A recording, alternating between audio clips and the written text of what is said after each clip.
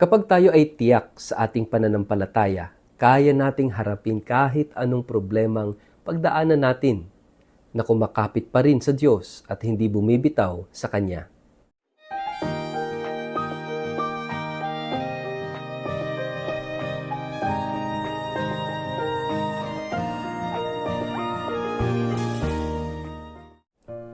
Ang mabuting balita ng Panginoon ayon kay San Juan.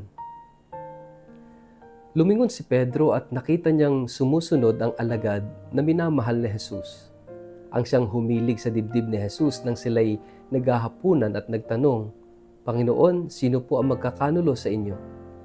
Nang makita siya ni Pedro, ay tinanong nito si Jesus, "Panginoon, paano po naman ang taong ito?" Sumagot si Jesus, "Kung nais kong mabuhay siya hanggang sa pagbabalik ko, ano sa iyo? Sumunod ka sa akin." Kumalat sa mga kapatid sa pananampalataya ang balitang hindi mamamatay ang alagad na ito. Ngunit hindi naman sinabi ni Jesus na hindi siya mamamatay, kundi kung nais kong mabuhay siya hanggang sa pagbabalik ko, ano sa iyo? Siya ang alagad na nagpapatotoo tungkol sa mga bagay na ito.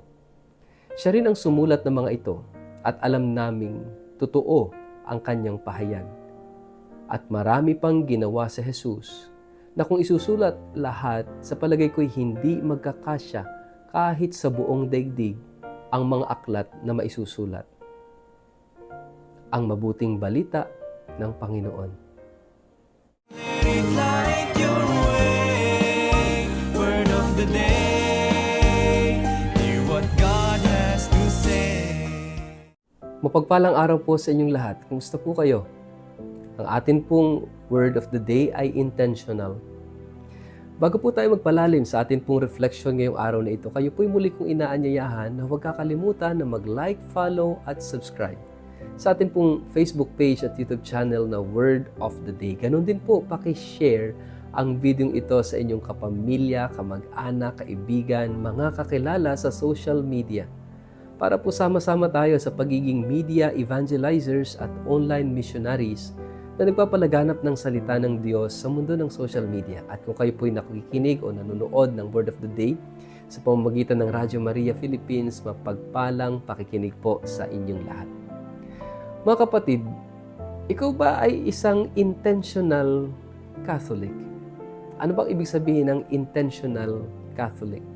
Madalas, kapag may mga nakakasalamuha, nakakakwentuhan ako ng mga Katoliko sa iba't ibang lugar, madalas sa mga apostolate areas o sa mga binibisita kong mga communities. Kapag tinanong, bakit po kayo nagkatoliko? Bakit kayo katoliko? O bakit hanggang ngayon katoliko kayo? Ano ang sinasabi ng marami? Ito na yung nakagisnan kong relihiyon. Ako'y ipinanganak na katoliko at mamamatay akong katoliko. Ang sarap po sa pandinig, no? Kapag gano'n yung ating maririnig na yung bang first impression natin is, ito'y sabi nga'y saradong katoliko, kaya lang minsan doble pa kandado, no? Masarap pakinggan. Pero medyo, sorry for the term, mababaw. Ano ba talaga ang intention mo? Napakahalaga po ng intention. Kasi para bang pagka ganun yung rason natin na ipinanganak na kasi tayong Katoliko, para bang accidental na. Aksidente na lang Hindi talaga ginusto. Hindi talaga pinili. Hindi talaga intensyon. Kasi nakagisnan, na Katoliko na. Yung buong pamilya Katoliko, para bang I have no choice kundi maging Katoliko na rin.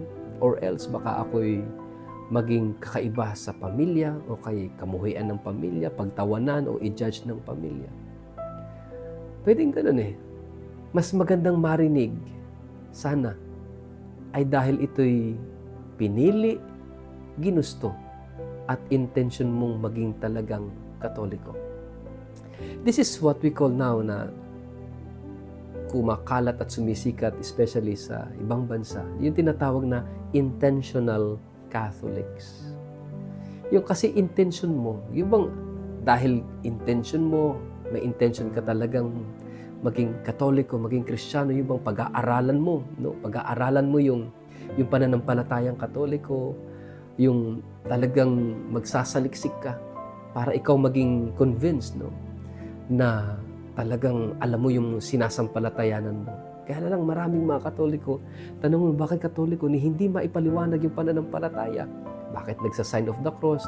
Bakit meron tayong Trinity, Ama, Anak, Espiritu Santo? Bakit iisang Diyos, may 3 persona? Bakit si Mama Mary ay mahalaga sa ating mga Katoliko? Bakit tayo may mga images? Bakit tayo nagkukumunyon? Bakit? Ang daming mga tanong. Pero nauunawaan ba ng bawat Katoliko? Yes, sabihin na natin it could be failure of catechesis sa simbahan kasi hindi tinuturuan. Pero bilang Kristiyano, lahat sana ng nanonood ng Word of the Day, lahat sana ng followers ko sa Word of the Day, sana kayo ho, maging intentional Catholic po kayo. Ibig sabihin talagang ginusto mong maging Katoliko. Hindi mo gagawing dahilan na, kasi ito na yung nakagisnan kong relihiyon. It's good, it's cute, pero hindi malalim. Be an intentional Catholic. Alamin mo, saliksikin mo, pag-aralan mo, para hindi dumating yung panahon na aalis ka sa pagiging Katoliko mo kasi hindi mo naintindihan yung pananampalataya. Maraming umaalis sa pagiging Katoliko kasi hindi nila naintindihan, hindi nila alam yung kanilang sinasampalatayanan. Kaya madaling nahahatak na ibang sekta, ng ibang relihiyon, at kapag nalipat doon, ang lakas ng loob, i-criticize, i-persecute ang simbahang Katoliko. It's unfair. Nung Katoliko ka ba, pinag-aralan mo ba yung iyong pananampalataya? Mga kapatid, we all have that responsibility to be an intentional Catholic. Know your faith. Dito sa ating gospel, no, yung pananampalataya ni Juan, anong ginawa niya? Hindi niya sinarili. Isinulat niya lahat ng natuklasan, lahat ng narinig, lahat ng naunawaan niya tungkol kay Jesus. Isinulat niya so that we may believe. Pero sabi niya rito, hindi lahat na isulat. Kasi kung isusulat lahat, baka hindi kasya sa buong daigdig ang maisusulat na libro tungkol kay Jesus. That's how vast and rich the life of Jesus is. Pero sa atin, ano ba yung kaya nating unawain?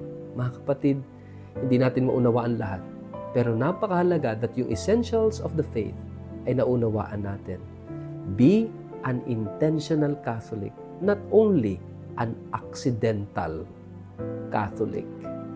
Gustuhin mo, piliin mo, at siguradong intensyon mo na maging Katolikong Kristiyano. Sa ngalan ng Ama at ng Anak at ng Espiritu Santo, Amen. Ama naming Diyos, ngayong araw na ito, pinipili namin, ginugusto namin, at ito'y intensyon namin na maging Kristiyanong Katolikong tagasunod mo at nananampalataya, nag-aaral at nagpapalalim ng buhay pananampalatayang Kristiyano. Amen. Pagpalain po kayo't ingatan ng makapangyarihang Diyos, Ama at Anak at Espiritu Santo. Amen.